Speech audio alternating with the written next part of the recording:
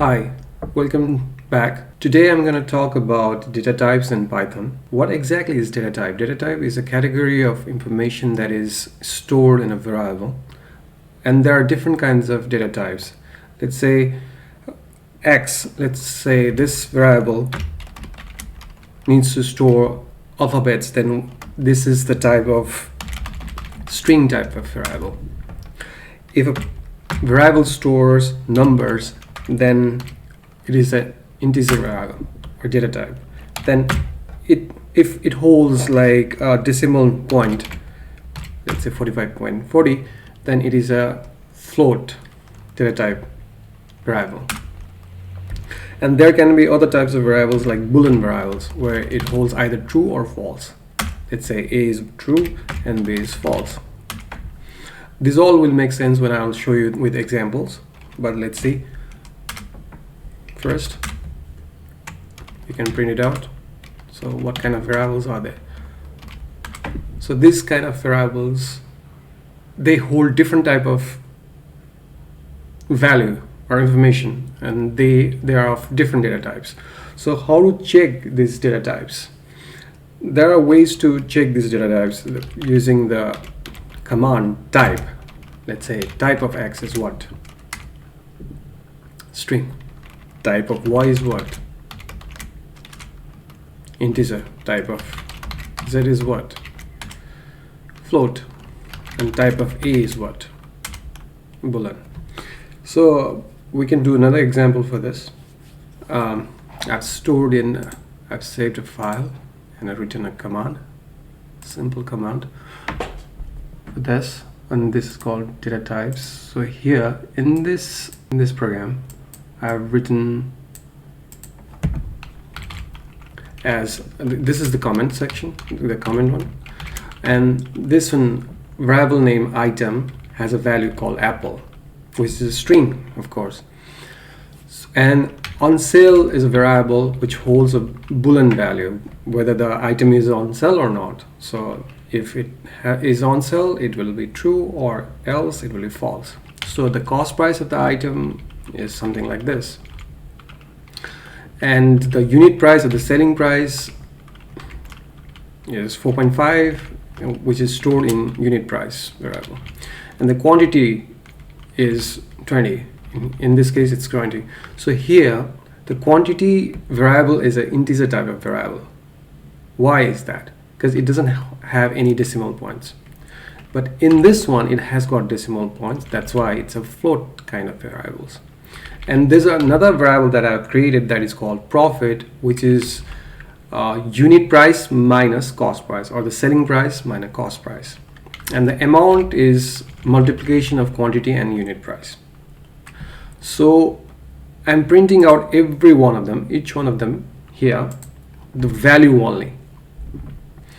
So just ignore this one first. Let's do it now. Okay, see. So the item is apple. It's on sale? No. And the quantity is 20. Unit price is 4.5. Profit is 2, and the amount is 90. And the similar goes with this one. There's another item called strawberry. It's on sale. Yeah, because it says like we have put true for the value. That's why it's on sale. And there's a unit price, quantity, profit, and amount. Right. So how to check whether every one of them, the data type of every one of them. So you can use these ones as I've used before using the type, or you can just simply put type or print it out, whichever way you want. Okay, I have to print that first. Item. So type of item will be string, and another one is on sale, and the type of on sale variable is bool, whether that is false or true, and the type of anything, unit price or cost price, whatever. The type of unit price is float, and the type of okay, let's say amount. Let's say amount. Amount. Okay, I'll put both profit, quantity. I haven't put quantity, I think. Yes, quantity, because quantity is integer. I should put it too. And type of quantity is integer, and then the amount. So as you can see, amount is a mix of integer and float type variables. Let's say what happens. So it is float. So whenever there's a product of integer and float data type, the resulting data type will be float. Okay, now how to check this one? So I've already shown you that, but I'll show you using another file, another example, checking data types. So here what I've done is, like, I've done the similar thing, but I've used this command type, which I've already shown you, type of item. So if I use this one, so it is more descriptive. See, and you can use this one as well, amount, what it shows. So you can use type function to check the type of the variable, data type of the variable, or you can use this one, print instance, is instance. Suppose you use item variable to check whether it is a boolean type, yes, no type, true or false type variable or not. False, it's not, because it's not. If we use string, whether it is a string type variable or not, then it returns true because it is a string type variable, right? So if you check whether it is an integer type variable or not, oh, sorry, false. And if you check whether this is a float type variable or not, it will return false. So you can do similar things with other variables like unit price, quantity, amount, and so on. So this way you can check whether what type of variable is it. So another way you can do is like this command. What it does is, like, there's a command called function called isNumeric.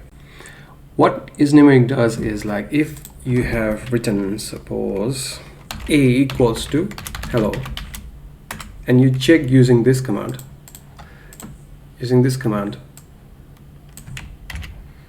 what it does is it checks whether this value can be converted into integer or not, or the numeric or not.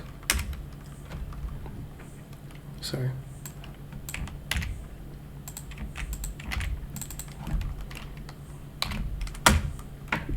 Yeah, it returns false. But what if this same a had some numbers? What it would do? Same command. It returns true. So this way you can check data types in Python. In any programming language, or in Python as well, there is something called operators, and there are different kind of operators, among which first I'm gonna talk about assignment operators. What it does is, like, it assigns a value to a variable. We have already seen this before. Like, there's a variable called x, and then we assign a value of 5. So this equals to is also an assignment operator. Okay, but there are other assignment operators as well in Python. So that assignment operator is plus equals to. What it does is, like, it adds a value that is specified afterwards in the same variable. Suppose here, if value of x is 5, then now the value will be 9, because 4 is added to that same variable. See how it works. Let's start again. X equals to, let's say, 2. The first initial value is 2, and then we add in the same variable, we add another 4. See, this X holds a value of 2 and this is 4. That means the new value stored in variable X will be 6. Let's see. So another way we can do that, the same thing is, we don't have to specify the X plus 4 again. What we can do is, like, we can say X plus equals to 4. See, then it will add 4 into the same variable.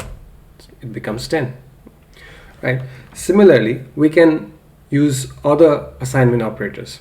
Let's say, again, in the same X, which is 10, we subtract, okay, let's say 5. Now, what is the value of X? 5. Using the assignment operator minus equals to, we can do the same thing. So what will be the remainder? 2.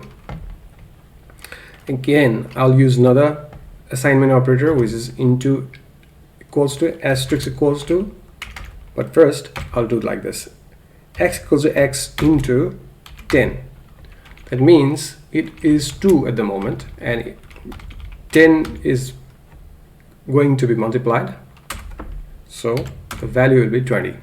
Same thing I can do with this one. 2. What is the value now? 40. Another one assignment operator in Python is divided by. So if I do like this, divide by how much? 4. What is the value? 10. We can do the same using this one, like 5, and then the value will be 2. So this is called the assignment operator. Next set of variables is known as comparison variable. What comparison variable does is, like, it compares the value and returns whether that is true or not. Let's say we take variable A, which will put 10 as a value, then B holds the value of 5, and C variable holds the value of 10. So there are 3 variables, A, B, and C. A has value of 10, B has value of 5, and C has value of 10 again. So if we want to compare, let's say, whether A is equals to B or the same as B, then what it should return? It should return false. Why?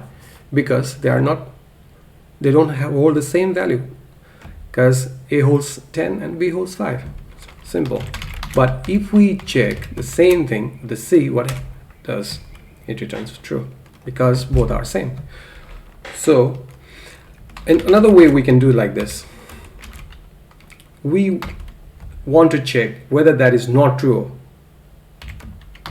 So if we want to do some kind of condition related problems, tasks, and we want to check whether that is false, then we should go on, then we can use this kind of operators. Let's say print A is not equals to B. True or not? Yes, it is true, because it's not equals to true. A is not equals to B. Let's check whether A is not equals to C. False, because they both are same. Now we can also check whether one is greater than another. Let's say print. Let's print whether A is greater than B, because it should be greater than B, right? Because A is 10 and B is 5, so that is true. What about the case in A and C, whether A is greater than C or not? False, because they are both equal. They are not greater than each other, so it returns false.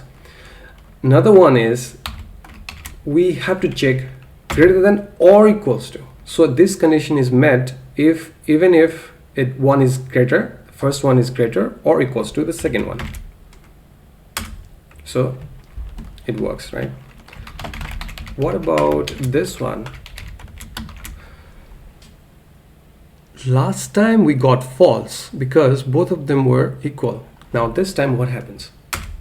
It's true because it asks for the condition, and if the both are either equal or the first one is greater than the second one, then it returns true. So since both of them are equal, it returns true. Another thing is with the lower than sign. A is lower than B, is it? False, because it is not. A is lower than C or not? No, that's false too. If A is lower than or equals to B or not? False. And if A is lower than or equals to C or not? True. So as you can see, comparison operators works this way. So they compare the values with whether they are greater or lower than or equals to or not. And there's another thing called logical operator or Boolean operator. There are three types of Boolean operators: and, or, and not. Three types of Boolean variables. What they do, let's see. Let's say if we want to check if A is greater than 15 and B is greater than 2 or not. So both the conditions have to be met. So A has to be greater than 15 and B has to be greater than 2. If both the conditions met, then it will return true, otherwise it will return false. False, because here A is 10, so it will check if it is greater than 15 or not. Not true, right? But B is greater than 2 because it's 5. So true and false is false. Let's say if I'll do is greater than 8 and B is greater than 2. It's true because A is 10 here and B is 5. So both conditions are met. That's why it returns true. And in case of or, there's another I told you about or. Suppose 15 or is greater than 2. If I used or in this command instead of and, what will happen? What it returns? True, because one of the conditions is met, right?